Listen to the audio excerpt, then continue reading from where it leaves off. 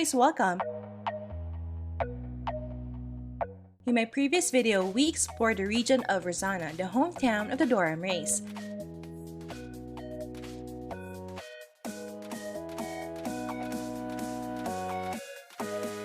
This time, we'll take a sneak peek into the city of Rachel, which is another region coming in the next episode of Ragnarok Mobile.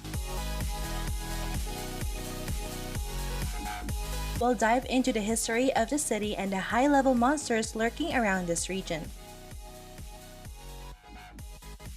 We will also look at all the materials, cards, and headwear blueprints that these new monsters drop.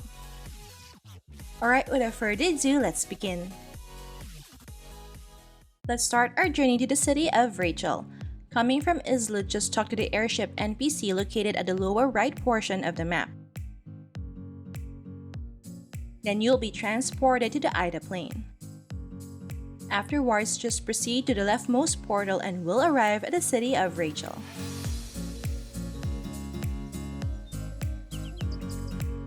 For a brief background, the city of Rachel lies at the west of Lighthalsen. For years, the people of Rachel have lived in seclusion from the world, worshipping their patron goddess Freya. It is said that the words of goddess Freya brought great change to the lives of the indigenous people living in Rachel. So they swore to honor and adore her, erecting a grandiose temple as their house of worship in their small, simple oasis city. Because of the religious differences between the citizens of Rune Midgard, who worship the god Odin, the citizens of Rachel have traditionally been hostile. Only recently have they opened their city to foreigners. It is unclear who leads the city, however the church is highly important in the leadership of the region, with the Pope presiding over it from her sanctuary in Rachel. Now let's explore the new farming maps in this region. First up, we have the Ida Plain, which is the map where we got teleported to when we rode the airship from Islud. The land itself is a barren desert with uneven layers of sandy and rocky terrain. The majority of plants here are carnivorous and will attack adventurers, so be extra careful when moving around. The monsters roaming this map spawn fast and close together, so AoE skills are going to be effective for farming, such as Magic Trap, Dragon Breath, Severe Rainstorm, and Hellplant with Demonic Fire. For the first monster, we have the level 133 Stone Pouring, which is a formless race, earth element, and small size. The usual material drops are Great Nature and Ice Crystal Dust. Its card is an offhand card which gives plus 30 MDef and plus 15% resistance to Stone Curse. Notably, its card has a plus 3 attack unlock reward. As for the headwear blueprint it drops, we have the Stone Pouring Hat head item, which grants plus 100 max HP and plus 10% resistance to Stone Curse. Next, we have the level 135 Muscipulor, which is a plant race, earth element, and medium size. The usual material drops are Yggdrasil Leaf and Ice Crystal Dust. Its card is an offhand card which gives plus 5% healing bonus received and a chance to cast level 10 Heal to Self when receiving physical skill damage. Notably, it has a plus 1% healing bonus unlock reward. As for the headwear blueprint it drops, we have the Muscipulor Sprout tail item which grants plus 200 max HP and plus 15 def.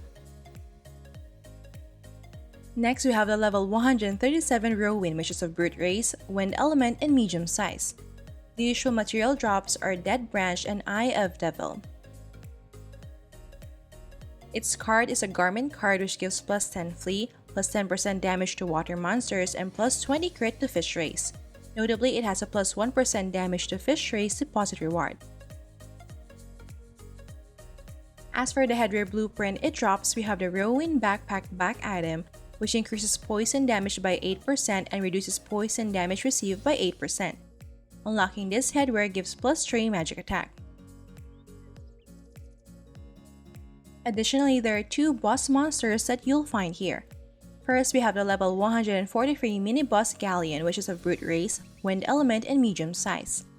The rare purple material it drops is a Hill's Feather, which is used for accessory synthesis, upgrading gears, and crafting new headwears. It also drops the Eurus Rune armor, which can be used by all classes. The Galleon card is an accessory card which grants plus 50 hit and plus 20% damage to water monsters. Notably, it has a plus 8 magic attack on lock reward. As for the headwear blueprint, it drops we have the Galleon bag back item which grants plus 3% movement speed, plus 3% gear attack speed, and an additional 1% gear attack speed for every refine level plus 1. Unlocking this headwear gives plus 6 attack. As for the other boss monster in Ida Plane, we have the level 147 MVP Captain Hillwind, which is a brute race, wind element, and large size. The rare purple material it drops is the Hill's Feather, which is the same as that of the Galleon. It also drops the Raging Hurricane Axe, which is a new weapon that can be used by Swordsman, Merchant, and Supernovice class. The Captain Hillwind card is a weapon card which grants additional 25% damage to wind element magic skills such as Lightning Bolt, Jupiter Thunder, Lord of Vermilion, and Thunderbolt. Notably, it has a plus 12 attack on lock reward. As for the headwear blueprint it drops, we have the Hill's Gold Crown head item, which grants plus 18 magic attack and plus 1% movement speed for 5 seconds when killing a target. This effect can stack up to 8 times. Depositing this headwear gives plus 4.5 magic attack. Alright, for the next farming map, let's go to the center of Ida Plane and then enter the portal. This will lead us to a mysterious cave of solid ice which has come to be known as the Ice Cave Sanctuary. This dungeon is filled with high-level water element monsters, so this will be a paradise for grinding with Chain Lightning, Lightning Bolt, and Thunderbolt. For the first monster, we have the level 134 Seroma, which is a formless race, water element, and small size. The usual material drops are Mystic Frozen and Ice Dragon Scale. Its card is a headwear card which improves the Cold Bolt skill by decreasing its cast time by 0.2 seconds and also increasing its damage by 10%. Notably, depositing this card will further increase the damage of Cold Bolt by 2% when equipped with another Seroma card.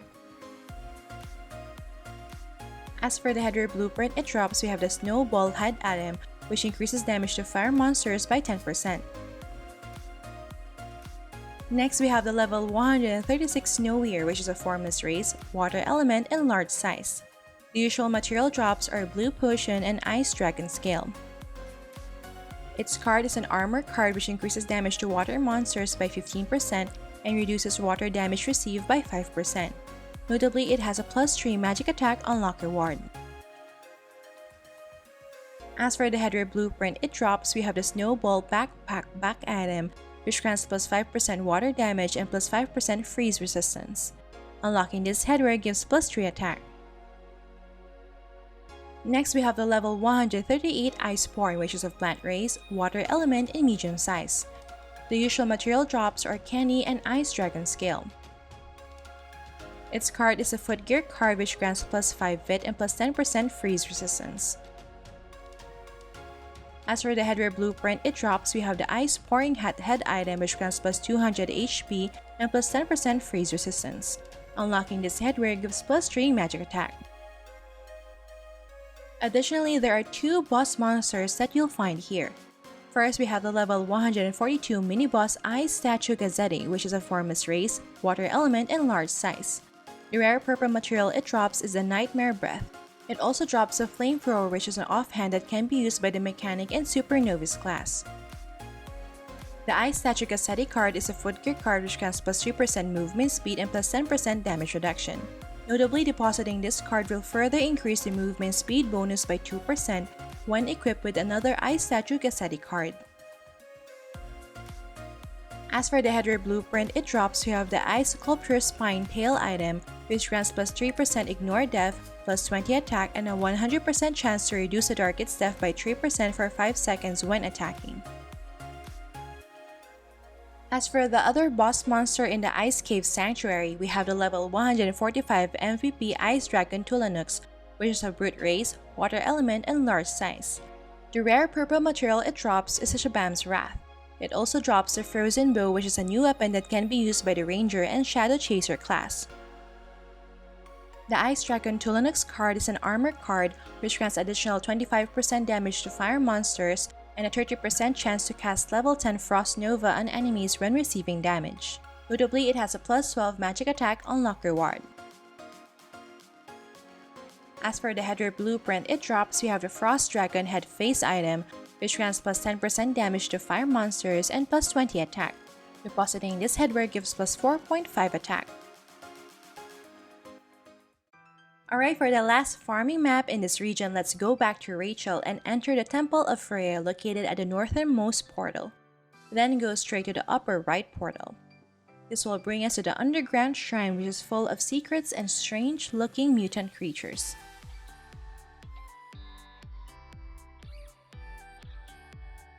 For the first monster, we have the level 132 gremlin, which is of demon race, dark element, and large size. The usual material drops are blue gemstone and bloody prayer. Its card is a garment card which increases HP and SP by 100. Notably, unlocking this card grants plus 3 magic attack. As for the headwear blueprint it drops, we have the Gremlin Horn head item, which grants plus 2 strength, plus 2 int, and plus 6% damage to demi-human race. Next, we have the level 139 Beholder, which is a formless race, wind element, and small size. The usual material drops are New Poison and Eye of Devil. Its card is an armor card which grants plus 200 max HP and plus 2% max SP. As for the headwear blueprint it drops, we have the Devil Tooth Crown head item, which grants plus 2% magic attack and plus 100 max SP. Next, we have the level 141 Seeker, which is a formless race, wind element, and small size. The usual material drops are New Poison and Eye of Devil. Its card is a weapon card which grants plus 20% damage to dark monsters. Notably, its card has a plus 3 attack deposit reward and a plus 1% damage to dark monsters unlock reward. As for the headwear blueprint it drops, we have the Red Wing Glasses face item, which grants plus 5% magic damage reduction and plus 5% demi-human damage reduction. Unlocking this headwear gives plus 3 attack. Additionally, there are 2 new boss monsters that you'll find here. First, we have the level 144 mini-boss Fallen Bishop Shabam, which is of demon race, dark element, and medium size. The rare purple material it drops is the Shabam's Wrath. It also drops the Red Lotus, which is a sword-type weapon that can be used by the Swordsman, Merchant, and Supernovice class. The Fallen Bishop Shabam card is a footgear card which grants plus 15% damage to demi-human race, but decreases max SP by 30%. Notably, it has a plus 8 attack unlock reward. As for the headwear blueprint it drops, you have the Puppet Ghost Crown head item, which grants plus 3% demi-human damage reduction, plus 5% range damage reduction, and an additional 5% range damage reduction if refinement reaches plus 6. As for the other boss monster in the underground shrine, we have the level 148 MVP Gloom Undernight, which is a formless race, ghost element, and large size. The rare purple material it drops is a Nightmare Breath. It also drops the Book of Oaths Volume 2, which is a new offhand that can be used by magic-type classes. Its card is an armor card which grants plus 15% damage to holy, dark, angel, and demon race monsters. Notably, it has a plus 2% damage to angel race deposit reward and a plus 2% damage to holy monsters unlock reward. As for the headwear blueprint it drops, we have the Nightmare Grim face item, which grants plus 10% MDef and an additional 1% MDef for every refine level plus 1. Unlocking this headwear gives plus 8 attack. Alright, so far we explored the city of Rachel and its new farming maps coming in episode SP. We also took a look at the new monsters as well as the new cards and headwear blueprints they drop. Do take note that the exact names may be translated differently once the patch is released in the C, Global, and EU servers. Make sure to stay tuned as we'll feature more updates coming in episode SP. Alright, that's it for this video guys. Don't forget to like if you enjoyed watching this guide. If you're new here, I would love you to consider subscribing by hitting the subscribe button down below. I would love to have you back. Thank you for watching and see you in our next episode.